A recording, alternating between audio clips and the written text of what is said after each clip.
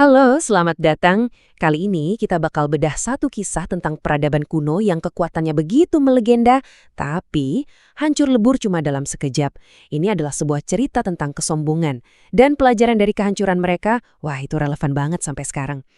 Coba deh bayangin, apa yang terjadi kalau peradaban terkuat di muka bumi ini percaya kalau mereka itu nggak terkalahkan? Nah, pertanyaan inilah yang jadi pusat dari cerita kita hari ini, kisah kaum Ad. Sebuah bangsa yang mencapai puncak kejayaan, tapi akhirnya dibutakan oleh kekuatan mereka sendiri. Oke, jadi siapa sih sebenarnya kaum Ad ini? Coba kita bayangin ya, sebuah kaum yang hidup setelah zaman Nabi Nuh. Mereka tinggal di daerah gurun bernama Al-Ahqaf.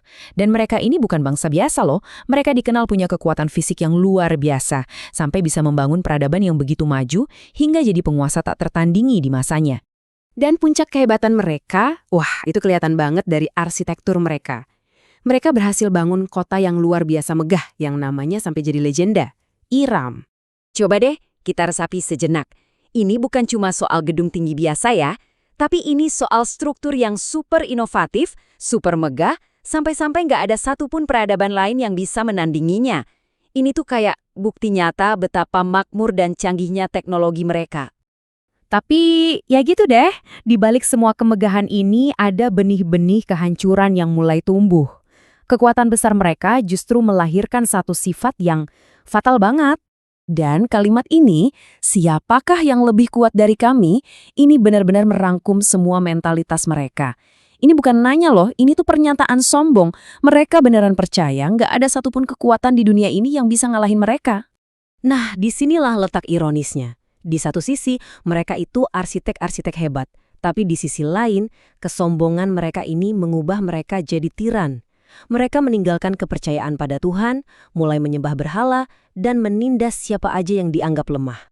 Nah, tapi di tengah pekatnya kesombongan ini, muncullah secerca suara peringatan. Seorang utusan yang memang dikirim khusus buat mereka. Utusan itu adalah Nabi Hud. Dan yang perlu kita catat nih, beliau itu bukan orang asing. Beliau berasal dari kaum mereka sendiri, orang yang mereka kenal betul.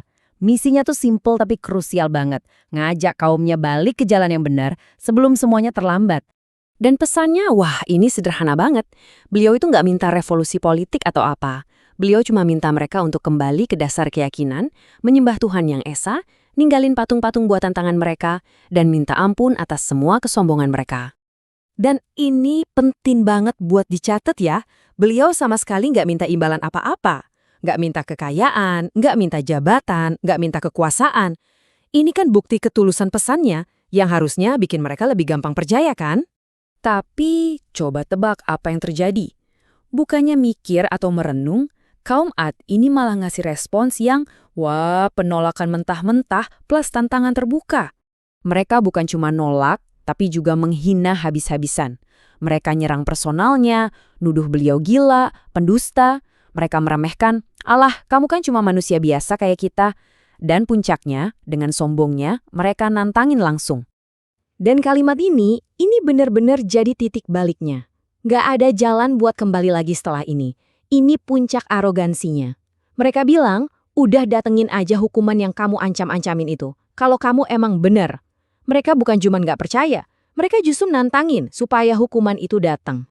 Dan tantangan mereka itu dijawab. Tapi bukan dengan cara yang mereka bayangin sama sekali. Tapi lewat kekuatan alam yang nggak bisa dihentikan. Hukuman itu pun datang dalam bentuk badai dahsyat yang mengamuk selama 7 malam. Dan terus berlanjut selama 8 hari tanpa henti. Coba bayangin deh, lebih dari seminggu, siang dan malam dihantam badai non-stop. Nggak ada tempat buat lari, nggak ada tempat buat sembunyi. Dan ini bukan angin biasa loh. Sumber-sumber menggambarkannya sebagai angin yang super dingin, super kencang, dan mengamuk. Angin yang saking kuatnya bisa ngangkat manusia-manusia terkuat dari tanah terus ngebanting mereka. Angin yang bisa ngeruntuhin pilar-pilar megah yang dulu jadi kebanggaan mereka. Dan gambaran setelahnya benar-benar melukiskan akhir yang tragis. Peradaban yang tadinya begitu kokoh dan sombong, akhirnya cuma jadi seperti batang-batang pohon kurma yang tumbang dan kosong. Hancur total. Nggak ada sisa sama sekali. Oke, jadi setelah semua kehancuran itu, Apa sih pelajaran yang bisa kita ambil dari reruntuhan peradaban yang dulu begitu perkasa ini? Hasil akhirnya itu kontras banget kan? Yang sombong, yang menantang, hancur lebur. Sementara Nabi Hud dan segelintir pengikutnya yang percaya, mereka diselamatkan. Ini nunjukin banget garis lurus antara keyakinan dan keselamatan, dan di sisi lain kesombongan dan kehancuran. Jadi inti pelajarannya apa aja nih? 1. Kesombongan itu jalan pintas menuju kehancuran. 2. Kekuatan fisik dan teknologi secanggih apapun itu nggak ada artinya di hadapan kehendak Tuhan. 3. Peringatan itu selalu datang sebelum penghakiman akhir. Dan 4.